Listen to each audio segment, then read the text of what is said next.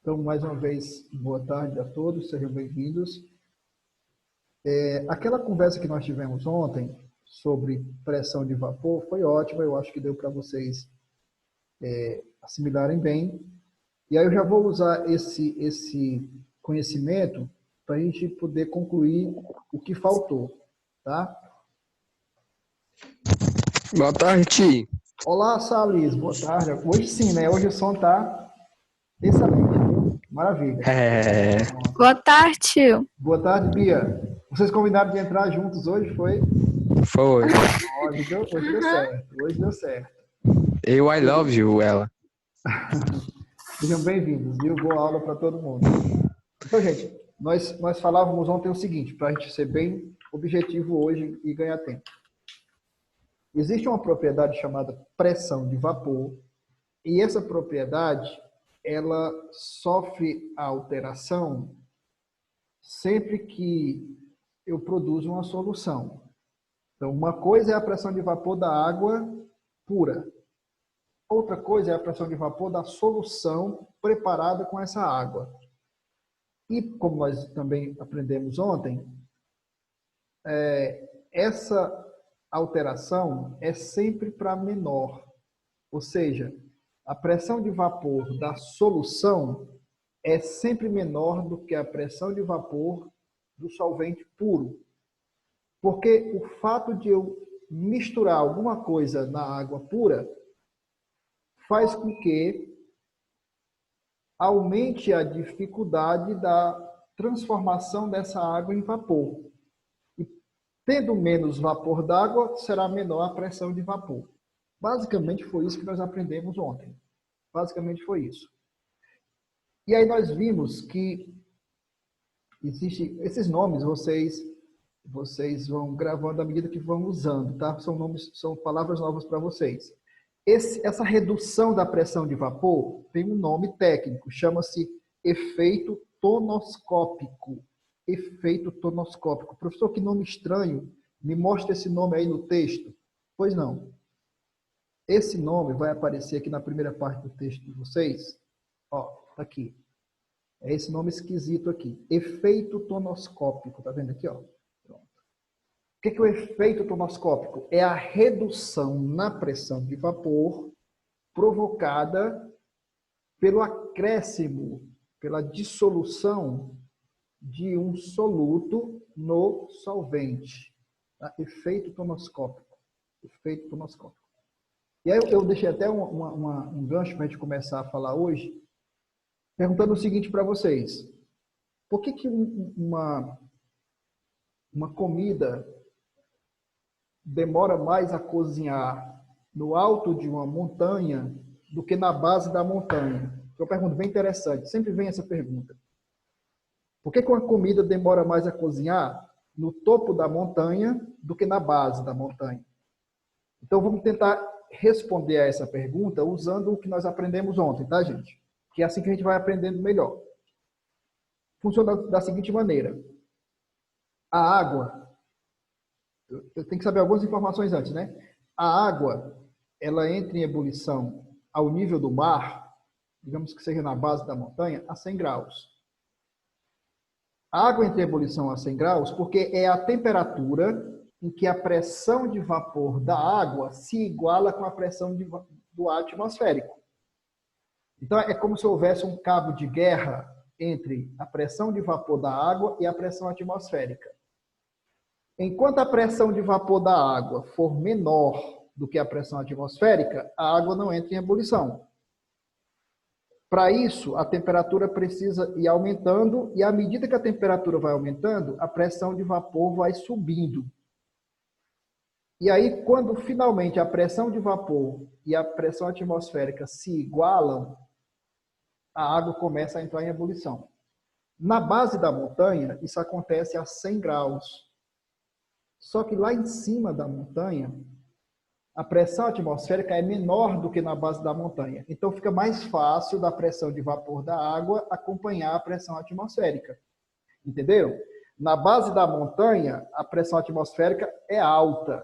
Mas lá em cima da montanha, a pressão atmosférica é menor. Então, é mais fácil a pressão de vapor se igualar com a pressão atmosférica no alto da montanha. Resultado, a água começa a ferver antes de 100 graus.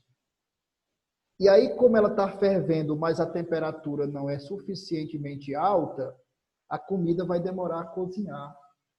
Então, duas alternativas. Ou você vai ter que deixar a comida cozinhando durante muito mais tempo, o que vai gastar muito mais energia, ou você usa uma panela de pressão. Então, essas curiosidades são para a gente ilustrar o que nós estamos estudando, né, pessoal? A gente vai aprendendo a responder as perguntas de acordo com o nosso aprendizado. Essa é uma curiosidade bacana que, de repente, pode cair numa prova.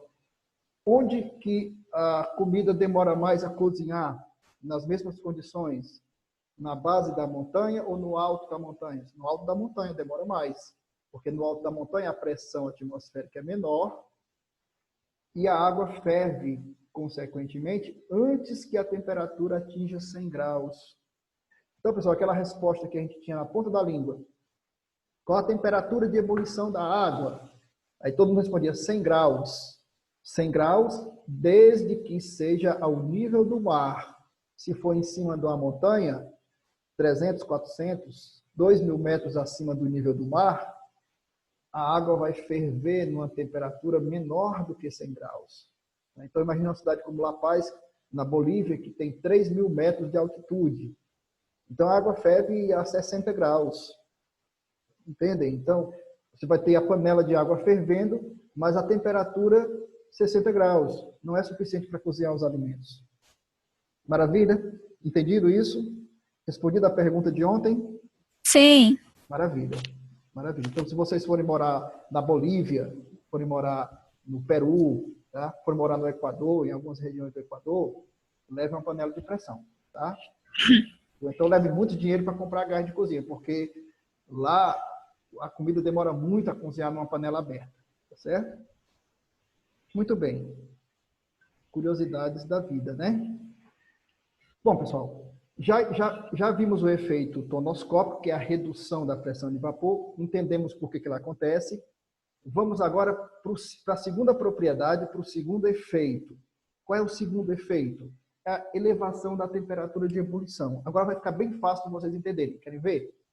Por que a temperatura de ebulição da solução é maior do que a temperatura de ebulição da água?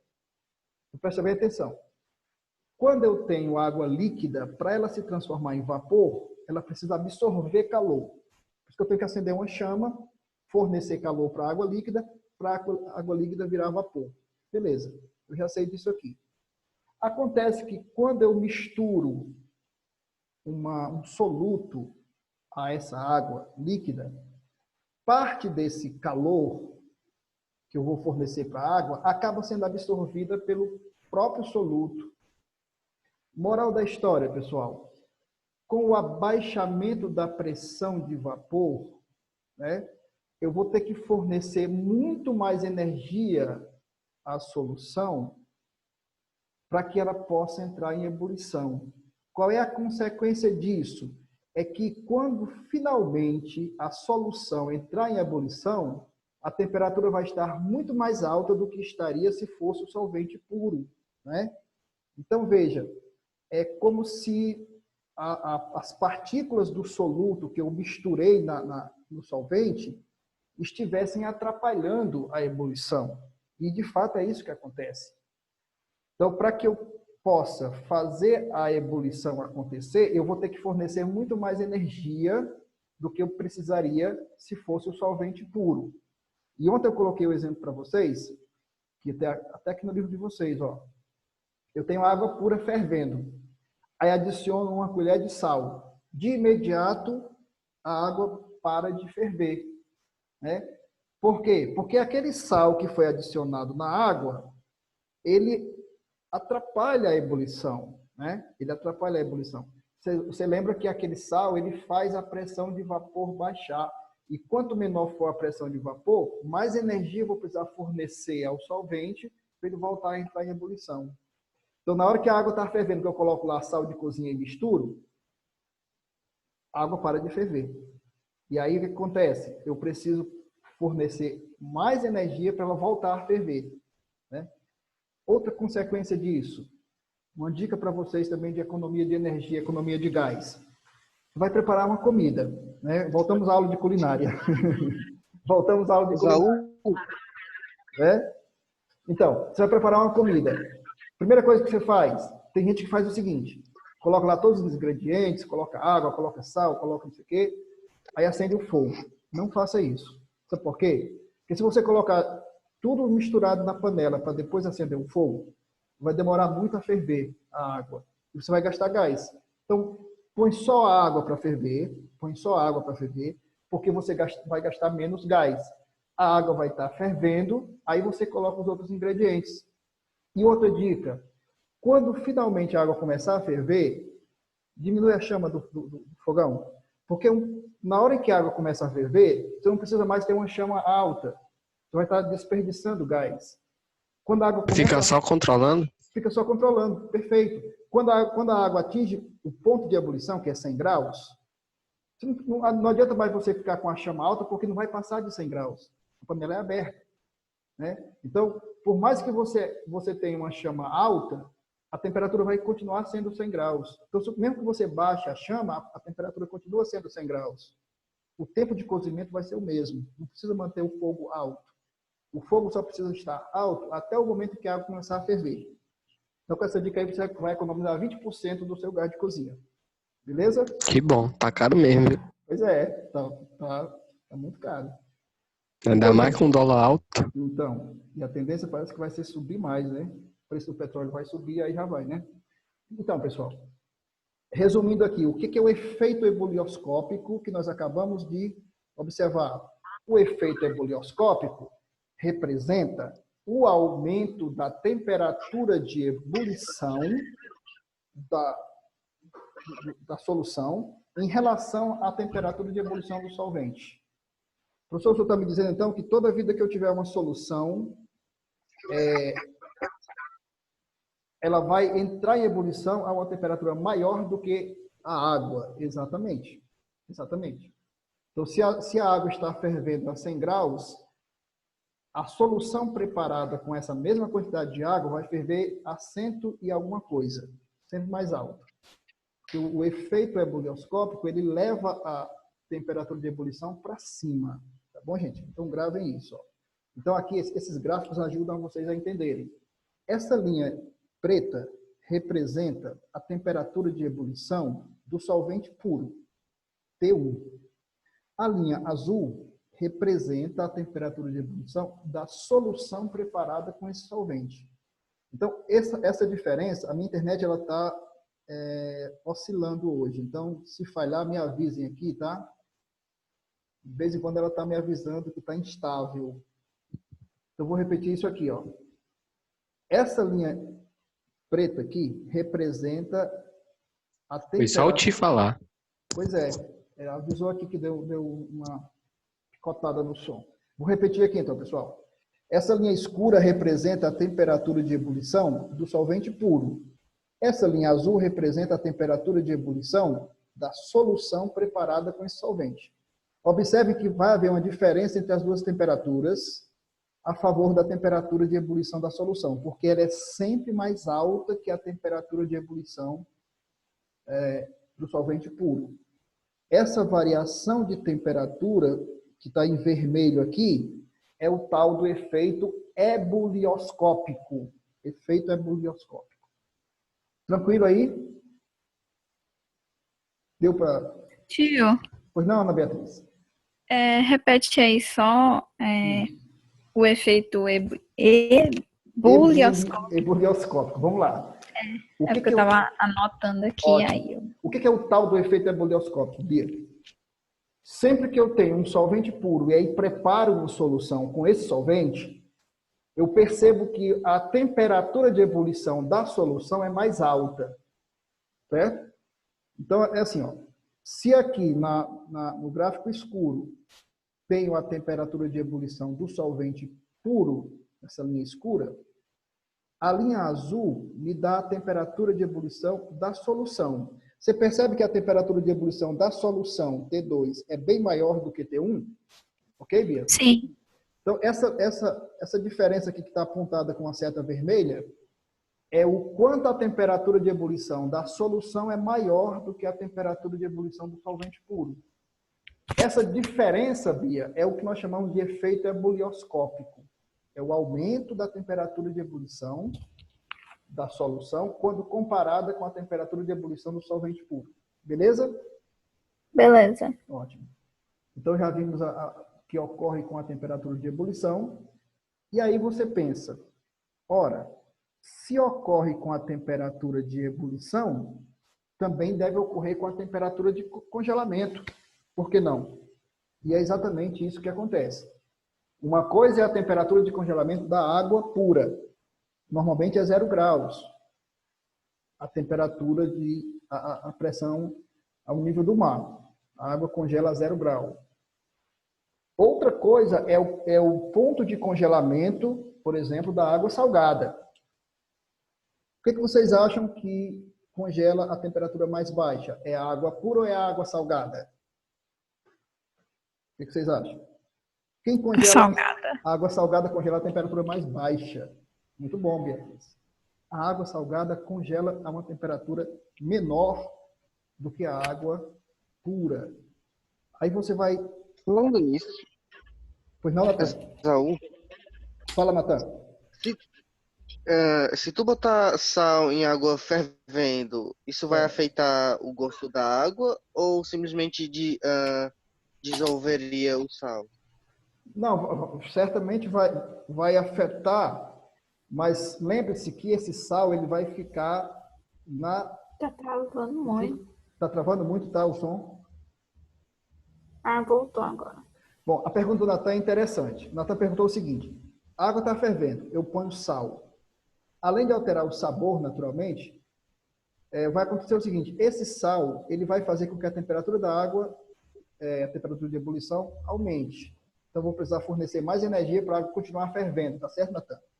Só que esse sal, Natan, ele não vai sair junto com o vapor d'água, ele vai continuar dissolvido na água que restar. Ok? Então, se você continuar colocando sal, essa água vai ficando cada vez mais concentrada, essa solução, em quantidade de soluto. E, consequentemente, você vai precisar aumentar ainda mais a temperatura para que ela continue fervendo, para que ela continue emitindo vapores. O curioso é que esses vapores vão ser produzidos, mas eles não vão carregar o sal consigo. O sal continua se acumulando. Beleza? Agora, o que a gente percebe aqui com o próximo efeito, que é a diminuição da temperatura de congelamento, é o seguinte. Quando eu ponho o sal na água, a temperatura de congelamento diminui.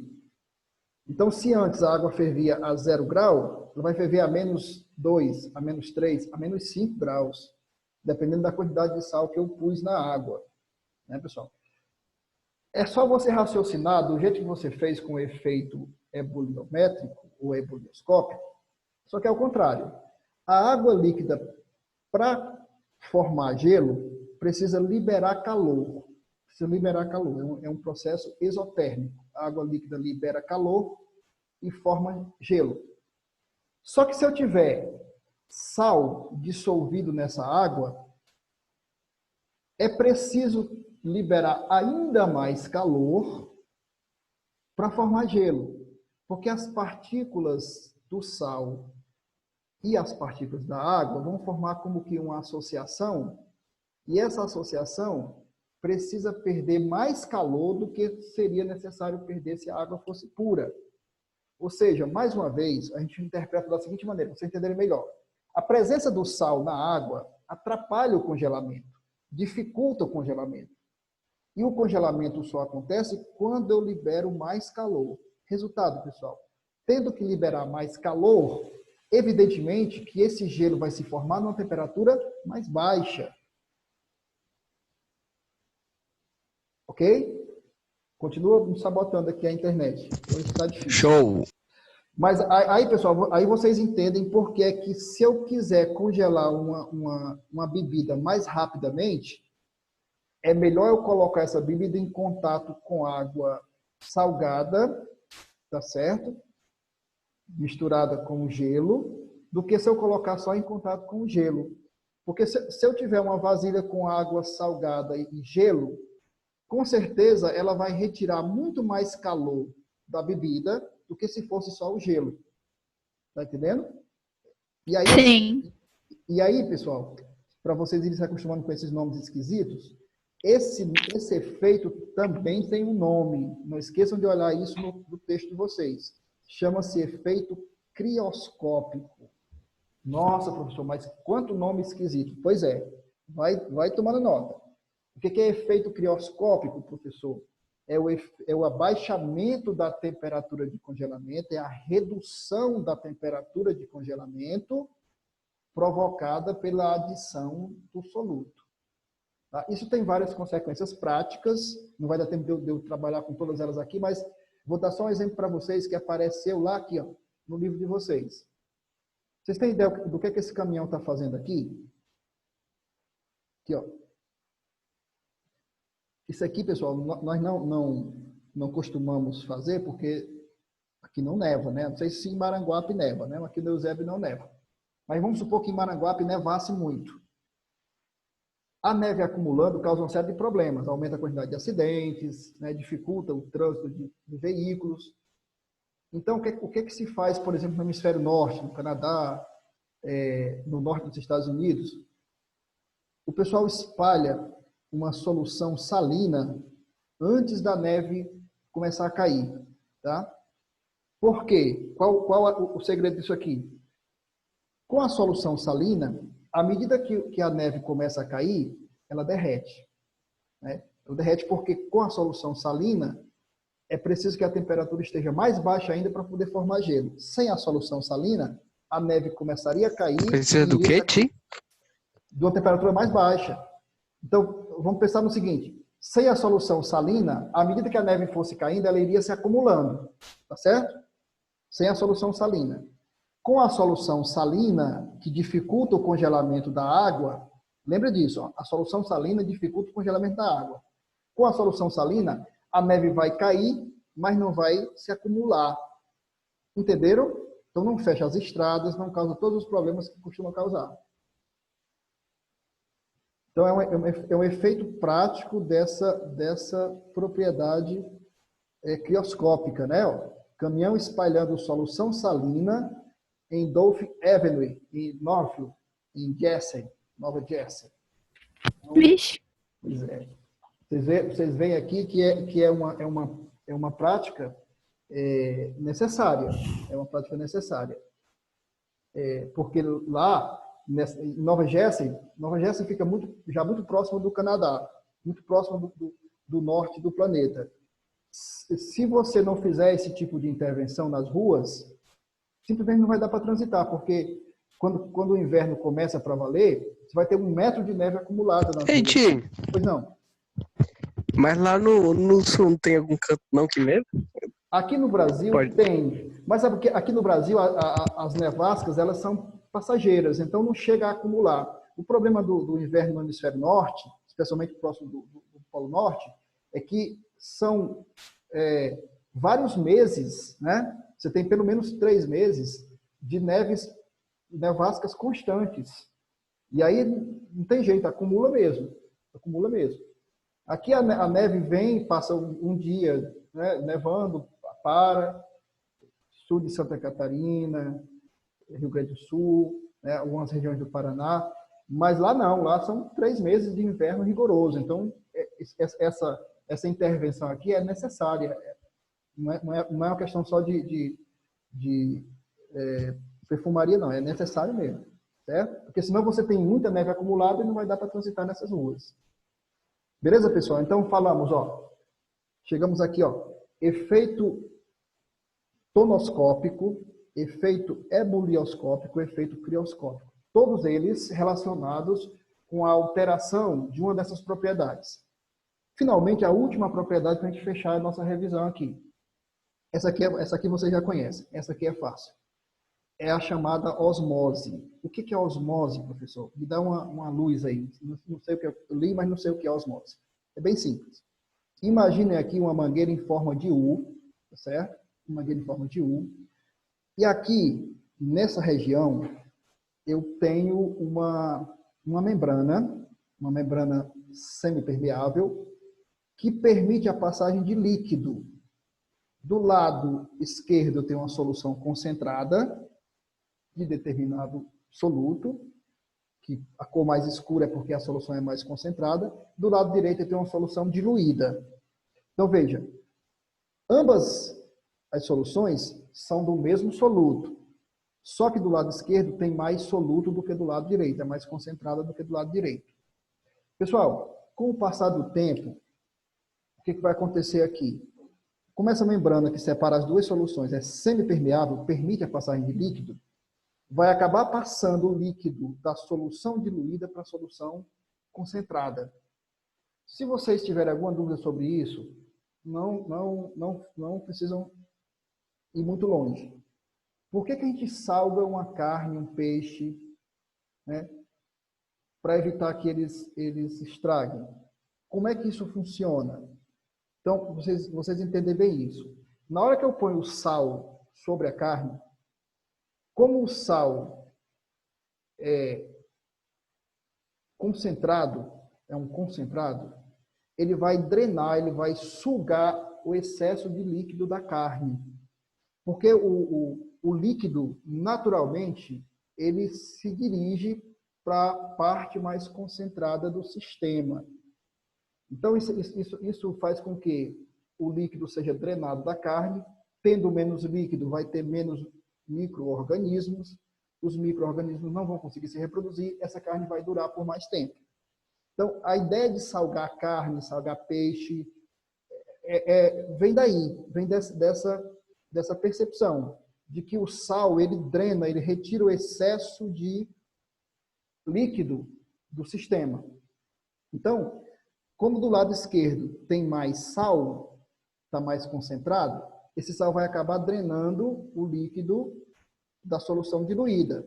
E daqui a pouco vai ter mais líquido do lado esquerdo do que do lado direito. Ó. O volume de líquido do lado esquerdo é maior do que o volume de líquido do lado direito. Esse processo, pessoal, ele tem um nome, ele chama-se osmose. Osmose, tá? Tem um exemplo aqui depois para vocês observarem do que acontece com as hemácias, né? As partículas do nosso sangue. Se você colocar... Nossa, lá vai minha internet novamente. Se você colocar uma hemácia, uma célula sanguínea, como vocês sabem, num local onde tem pouco soluto, no meio hipotônico, com pouco soluto, essa hemácia vai perder líquido, né? Vai perder líquido para esse meio, tá certo? Aliás, se você colocar no meio hipotônico, perdão, ela vai retirar o líquido desse meio, porque ela é mais Te travou, foi tudo. Foi, né? Puxa, Bia, que pena. Eu caí aqui, ó, tio, foi mal. Nossa. Voltaram agora? Uhum. Olha só, eu ainda tenho aqui 8 minutinhos, dá tempo a gente recuperar isso aqui. Então, eu vou voltar para cá para mostrar para vocês. Vocês ouviram até quando eu falei de osmose? Sim. Pronto. Só que quando o Ti foi explicar a imagem aí. Pronto, deixa eu voltar. Essa imagem aqui, né, Bia? Pronto. Isso aqui, pessoal, deixa eu voltar um pouquinho aqui para a imagem anterior. Me permitam voltar aqui para a imagem anterior. Essa imagem anterior é uma hemácia, tá? É um glóbulo vermelho no microscópio eletrônico. Essa hemácia, vamos fazer duas experiências com ela. Essa hemácia, ela tem basicamente muito líquido dentro de si. Se eu puser essa hemácia no meio, olha só, hipotônico. O que é o meio hipotônico? O meio hipotônico é um meio que tem... É o quê? Hipotônico. Você tá falando Transformers, tio. Que chato, né? Vixe, piorou agora. Tá travando, né? Ah, sumiu. Sumiu tudo. Piorou agora. Deixa eu voltar aqui. O tio piorou Tá agora. legal, não, Ti. Tava tão bom, né? Vai cair, eu acho. E nós ainda temos 7 Pronto. minutos. Vamos tentar de novo. Enquanto tiver tempo, a gente vai tentando. Vou voltar para lá. Voltou. Pronto. Então, eu dizia o seguinte, ó. Antes de continuar, o que é um meio hipotônico? É um meio pouco concentrado, é um meio diluído. Tá? Então, por exemplo, aqui do lado direito tem uma solução diluída, é um meio hipotônico. Solução diluída, meio hipotônico. Solução concentrada, meio hipertônico. Pegaram a ideia?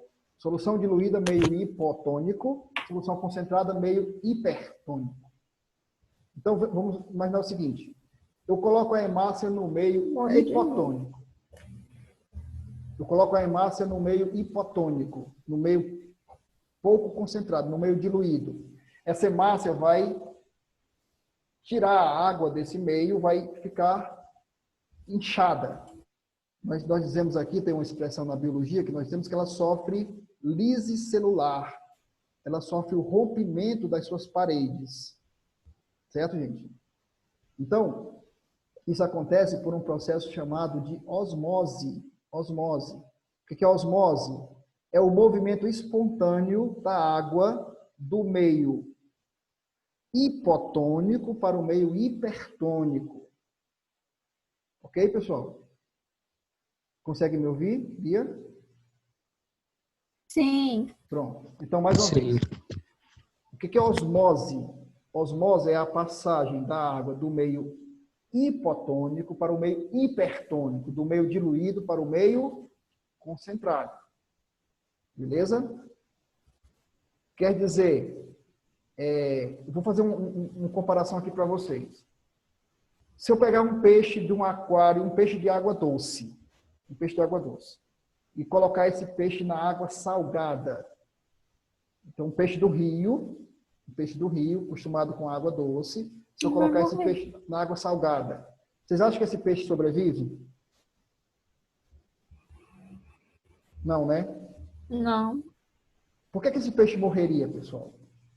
Sabe por quê? Por causa da osmose. Porque como ele é acostumado com um ambiente hipotônico, na água doce, quando eu coloco ele num ambiente hipertônico, ele vai ser drenado, a água do corpo dele vai ser roubada pelo meio hipertônico. Ravel, você não está conseguindo ouvir? O meu som sumiu, não foi? Eu tô te escutando. Acho que o Ravel e o Eu também Caio... estou ouvindo. Pois é. Então, deixa eu responder para eles aqui. Ravel e Caio. Acho que é o som deles, viu? Embora o meu não tenha 100%, mas dá para ouvir, né? Sim. Então, eu vou Tá repetir. Pois é, eu vou repetir. Por que o peixe que é retirado da água doce, ele morreria na água salgada? Porque você tirou o peixe do meio hipotônico para o meio hipertônico. A água do corpo dele iria ser drenada pelo meio hipertônico, a água salgada, e ele morreria desidratado. Se você trouxer um peixe da água salgada para a água doce, ele morre. Porque você tira o peixe do meio hipertônico e traz para o meio hipotônico. Ele vai receber tanta água, tá? Ele vai receber tanta água. Eita, agora falhou geral. Que ele vai literalmente explodir, tá, gente? Então, mais uma vez, se eu trouxer um peixe que vive na água salgada e colocar na água doce, tirar... Ok, Bia?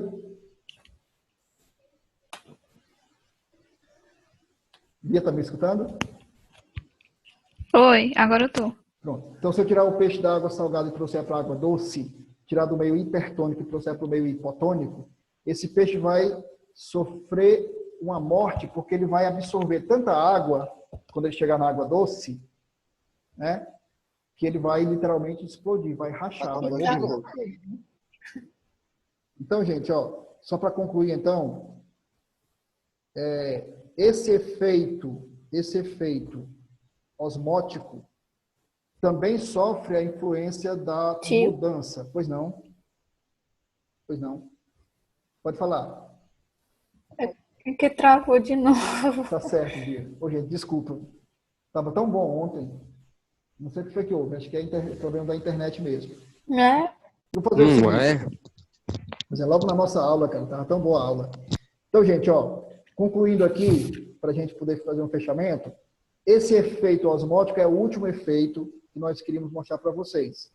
É que a pressão osmótica, a pressão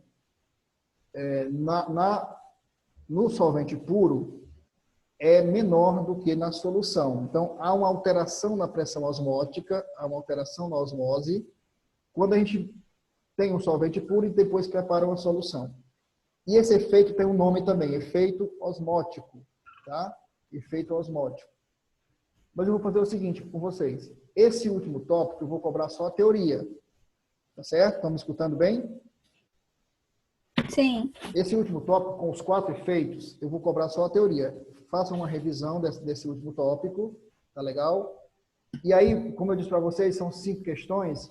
Vai ter uma questão, vai ter 2 questões de cálculo daqueles outros tópicos e vai ter 3 questões de teoria. Mas no nível razoável, de maneira que a gente tenha discutido aqui. Tá certo? Mais uma vez, me perdoem aí pelas falhas do meu equipamento. Hoje foi chato o final, mas pelo menos eu acho que deu para passar o recado, né? E não deixe de fazer a revisão. Deu sim. Valeu? Esaú, Ótimo, pessoal. a prova só é de 5 perguntas, né? 5 perguntas, Valeu, Ti. todas objetivas. Boa prova para vocês. Qualquer dúvida pode me perguntar no privado, viu? Abraço, então. Até a próxima. Valeu, Ti. Tchau, tchau. Bom final de semana para todo mundo. Valeu. Obrigado pela compreensão de sempre. Foi ótimo. Valeu, Bia. Obrigado pela participação, pela cooperação. De nada. Tchau, tchau. Até a próxima.